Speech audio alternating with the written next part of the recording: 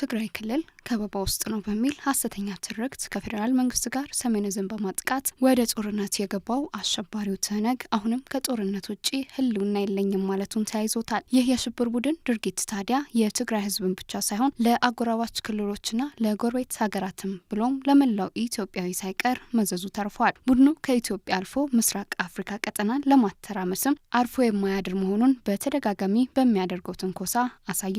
የሚገርመው ደግሞ ቡድኑ በተለያዩ ጊዜያት የሚያወጣቸው መግለጫዎች የሚያሳዩት የሰላምና ደህንነት ተቆርቋሪ መሆኑን ነው። እውነታው ግን ቡድኑ ዓለም አቀፍ ትኩረት ለማግኘትና ተስፋ በመቁረጥ ከጦርነት ውጪ ሌላ አማራጭ የለኝም በሚል እሳቤ ጦርነትን እንደ ብቸኛ አማራጭ ስለመውሰዱ ብዙ ማመላከቻዎችን ማንሳት ይቻላል። ከነዚህም መካከል መንግስት ለሰብአዊነት ቅድሚያ በመስጠት የተናጠል ተኩስ አቁም ቢወስንም ቡድኑ ግን በተደጋጋሚ የጦርነት ነጋሪትን በመጎሰም ጦርነትን የሙጥኝ ማለቱና ጸባጫሪ መግለጫን ማውጣት መቀጠሉ ነው። ይህ የሚያሳየው ያለ ጦርነት የትህነግ ህልውና የከሰመ መሆኑን ነው። በዚህ መሀል ታዲያ የሽብር ቡድኑ የትግራይን ወጣት ዳግም ለጦርነት በመማገድ ሊያስጨርሰው እየተዘጋጀም ነው። በሰሜን ኢትዮጵያ የተቀሰቀሰው ጦርነት ከ1 ዓመት ተኩል በላይ አስቆጥሯል። በጦርነቱ ምክንያት በሺዎች የሚቆጠሩ ሰዎች ለህልፈትና ለማህበራዊ መስቀልቅል ተዳርገዋል። ለዚህ ሁሉ ጥፋት ተጠያቂው ታዲያ ያለ ጦርነት መኖር አልችልም ያለው አሸባሪው ትህነግ ነው። ቡድኑ አሁንም ቢሆን በአመራሩ ደብረጽዮን ገብረ ሚካኤል በኩል በቅርቡ ባወጣው መግለጫ የትግራይ ህዝብ ለመጨረሻው የህልውና ዘመቻ ራሱን እንዲያዘጋጅ ጥሪ አቅርቧል።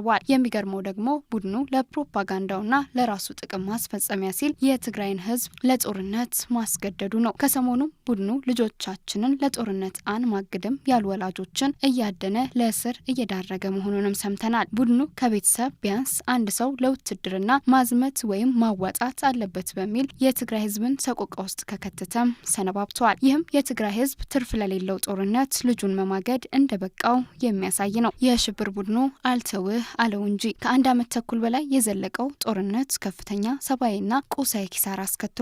ከትግራይ ክልል ተነስቶ ወደ አማራና አፋር ክልሎች የተስፋፋው ጦርነት ለብዙ ሺዎች ሞት ምክንያት ሆኗል። በርካቶችም ከቤት ንብረታቸው ተፈናቅለዋል። የመሰረተ ልማት ውድመቱም እንዲህ በቀላሉ የሚገለጽ አይደለም። መጋቢት 15 ቀን 2014 ዓ.ም መንግስት ወደ ትግራይ ክልል ሰብአዊ እርዳታ እንዲገባ የተኩስ አቁም ማድረጉ ይታወሳል። ይህን ተከትሎ የዓለም ምግብ ፕሮግራም እንዲሁም ዓለም አቀፉ ቀይ መስቀልን ጨምሮ ሌሎችም የተራድኦ ድርጅቶች ወደ ትግራይ ክልል እርዳታ እየላኩ ይገኛሉ። በዚህ መካከል ግን አሸባሪው ህወሓት ለዳግም ጦርነት ራሱን እያዘጋጀና ልጆቻቸውን አላዘምት ያሉ ወላጆችን እያሰረና የትግራይ ህዝብ በጠላት ተከባሃል በሚለው የተለመደ የሐሰት ትርክቱ የጦርነት ነጋሪቱን እየጎሰመ ይገኛል። ቡድኑ ከጎረቤት ሀገር ኤርትራ ጋር በሚዋሰንበት ድንበር አካባቢ ጥቃት በመፈጸም ግጭት ቀስቅሶ እንደነበር ከሰሞኑ የተገለጸ ሲሆን ይህም ጥቃት የህወሓትን ተንኳሽ ባህሪ የሚያሳይ ስለመሆኑ ማመላከቻ ነው። በአፋርም ቢሆን በተለያዩ ጊዜያት እያደረገ ያለውን ወረራ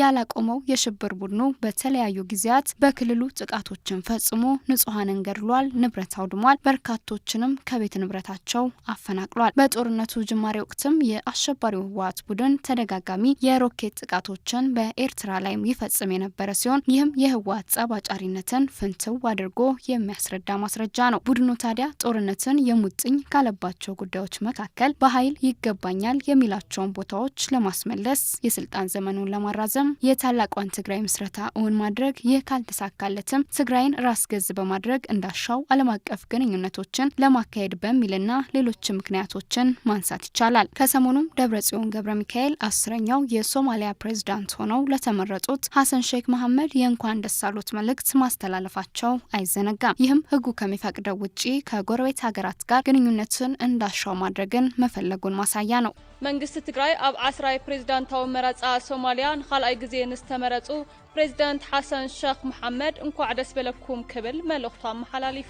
በተለይ ደግሞ ቡድኑ ስልጣን ላይ በነበረበት ወቅት ውስጣዊ ያስተዳደር ወሰን ላይ እንዳሻው ብዙ ለውጥ አድርጓል። ቡድኑ በሰሜን ምዕራብ ኢትዮጵያ ከሱዳን ተዋሳኝ የሆነው ሰፊና ለም አካባቢ እንዲሁም በምስራቅ በኩል ከአፋር ጋር ተዋሳኝ በሆኑ ቦታዎች ላይ የይገባኛል ጥያቄ ሲያነሳ ቆይቷል። ህወሓት እየዘጋጀውለት ነው ያለው አዲስ ጥቃት ታዲያ በምዕራብ ወልቃይት ጠገዴና ሁመራን መልሶ በመቆጣጠር ከሱዳን ጋር የሚያዋስነውን ድንበር ለመክፈት ያለመ ነው። ኢትዮጵያ ተመልሳ የጦርነት አዙሪት ውስጥ እንድትገባ የሚሻው አሸባሪው ህወሓት እኔ ከሞትኩ ሰርዶ አይብቀል ነውና ሀገሪቱ ከፍተኛ ማህበራዊና ምጣኔ ሀብታዊ ቀውስ ውስጥ እንድትገባ ፍላጎት አለው። የአሸባሪው ህወሓት ሊቀመንበር ደብረጽዮን ገብረ ሚካኤል ባሳለፍነው ሳምንት ከጦርነት ውጪ ሌላ አማራጭ የለኝም በሚል የትግራይ ህዝብ ለጦርነት እንዲዘጋጅ በተደጋጋሚ ገልጸዋል። ሁሉም ፖለቲካዊ ችግር በሰላምና በዲፕሎማሲ ብቻ አይፈታም ሲሉም ተደምጠዋል። ይህ ደግሞ ቡድኑ አሁንም የጦርነት ፍላጎቱን ከማሳየቱ ባለፈ ቡድኑ ያለ ጦርነት ህልውና እንደሌለው የሚያሳይ ተደርጎ ይወሰዳል።